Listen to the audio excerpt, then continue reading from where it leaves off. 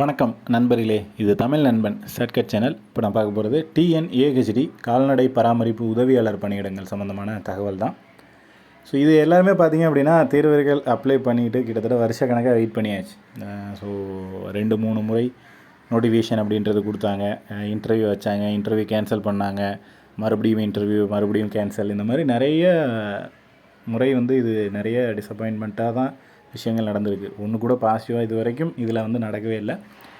So தேர்வர்கள் கேட்கக்கூடிய ஒரே விஷயம், இப்போ மீதி பாதி டிஸ்ட்ரிக்டில் முடிச்சிட்டாங்க, இன்னும் பாதி டிஸ்ட்ரிக்டில் முடிக்கலை. ஸோ மீதி இருக்கிற அனைத்து டிஸ்ட்ரிக்கும் எப்போ இதற்கான முழுமையான விஷயங்கள் எல்லாத்தையுமே முடிப்பாங்க, இன்டர்வியூ வச்சு ஜாப் அப்படின்றது எப்போ கொடுப்பாங்க அப்படின்ற கேள்வி தான் நிறைய பேர் கேட்டுக்கிட்டே இருக்கீங்க. நம்மளும் இது சம்மந்தமாக விசாரித்து நிறைய வீடியோஸ் அப்படின்றது இது ரிலேட்டடாக டிஎன்ஏஹெச்டி ரிலேட்டடாக நம்ம நிறைய போட்டுவிட்டோம். ஸோ நிறைய வீடியோக்கள் போட்டாலும் அதற்கான பலன் அப்படின்றது இன்னும் நமக்கு கிடைக்காம தான் இருக்குது. ஏன்னா இதுக்கு இன்னும் ஃபைனலாக பார்த்திங்க அப்படின்னா எல்லா டிஸ்ட்ரிக்ட்லையும் ஜாப் அப்படின்றது கொடுக்கல. ஒரு சில டிஸ்ட்ரிக்டில் மட்டும் குறிப்பிட்டு சொல்லணுன்னா ஒரு 4-5 டிஸ்ட்ரிக்டில் ஜாப் போட்டாங்க. அவங்க எல்லோரும் வேலையும் போய்கிட்டு இருக்காங்க. கிட்டத்தட்ட 1 வருஷம் ஆகி ப்ரொமோஷன் ஆகிட்டாங்க. அதாவது ஜாப் கன்ஃபர்மேஷன் ஆகி ப்ரொமோஷனும் ஆகிட்டாங்க. ஸோ அந்த ரேஞ்சில் 2 வருஷம் 3 வருஷம்லாம் இதே நோட்டிஃபிகேஷனுக்கு வேலைக்கு போனவங்களும் இருக்காங்க ஒரு சில டிஸ்ட்ரிக்டில். பட் இன்னும் ஒரு சில டிஸ்ட்ரிக்டில் இன்டர்வியூவே இன்னும் நடக்காமல் இருக்குது. ஸோ அதுக்கு இதுக்கு என்ன இந்த மாதிரியான ப்ரொசீஜர் போகுது அப்படின்றது நம்மளால் கணிக்கவும் முடியல, யூகிச்சு சொல்லவும் முடியல. பட் ஃபைனலாக இப்போ பார்த்தீங்க அப்படின்னா நம்ம டிபார்ட்மெண்ட்டுக்கு நேரடியாக போயிட்டு கேட்டிருந்தோம். ஸோ கேட்குறப்ப அவங்க சொன்னது, இப்போ இந்த எலெக்ஷன் ரிசல்ட் முடிஞ்சதுக்கப்புறம் இன்னும் ஒரு 15-20 நாளுக்கு அப்புறம் கண்டிப்பாக அடுத்த அப்டேட் அப்படின்றது எதிர்பார்க்கலாம் அப்படின்ற மாதிரி சொல்லியிருக்காங்க. ஏன்னா முன்னாடி பார்த்தீங்க அப்படின்னா நம்மளோட ஜேஆர் ஆஃபீஸில் அங்கே எல்லாமே ஃபார்வேர்டு பண்ணிட்டோம், நீங்கள் அங்கே தான் கேட்டுக்கணும் அப்படின்ற மாதிரியான தகவல் முன்னாடி கொடுத்துக்கிட்டு இருந்தாங்க. பட் இப்போ அவங்க சொல்கிறது கண்டிப்பாக எலெக்ஷன் ரிசல்ட்டுக்கு அப்புறம் உங்களுக்கு பாசிட்டிவான ஒரு விஷயம் நடக்கும், ஸோ எதிர்பார்த்து காத்துருங்க, வெயிட் பண்ணுங்கள் அப்படின்ற மாதிரியான தகவல் கொடுத்துருக்காங்க.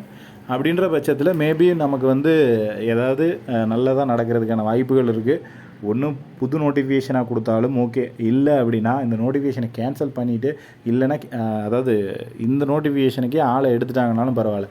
2ல் எது நடந்தாலும் ஓகே. ஒன்று கொடுத்த நோட்டிஃபிகேஷனுக்கு ஆளை எடுக்கணும், அல்லது புதுசாக நோட்டிஃபிகேஷனாவது கொடுக்கணும். ஸோ 2மே இல்லாமல் அப்படியே கிடப்பில் போடுறது அப்படின்றது ஏற்றுக்கவே முடியாத ஒரு விஷயமாக தான் இருந்துக்கிட்டு இருக்குது. ஏன்னா நிறைய பேரோட எதிர்பார்ப்பு இந்த ஒரு தேர்வில் தான் இருக்குது. ஏன்னா நிறைய நண்பர்கள் கேட்டுக்கிட்டே தான் இருக்காங்க அடிக்கடி. ஸோ இதுக்கு எப்போ ரிசல்ட் வரும், இதுக்கான அடுத்த கட்ட நடவடிக்கை என்ன அப்படின்ற மாதிரி. ஸோ கண்டிப்பாக எலெக்ஷன் ரிசல்ட்டுக்கு அப்புறம் நம்ம எதிர்பார்க்கலாம் அப்படின்றது தான் நம்மளோட ஃபைனல் கருத்து அப்படின்றது.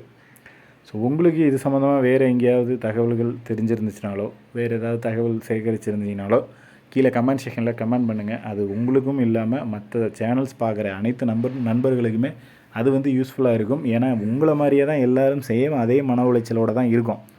ஸோ எல்லாருக்கும் அதே தான், அந்த நோட்டிஃபிகேஷன் வேலைக்கு இன்னும் போடலைன்ற ஒரு தாட்டு தான் எல்லாருக்குமே இருக்கும்.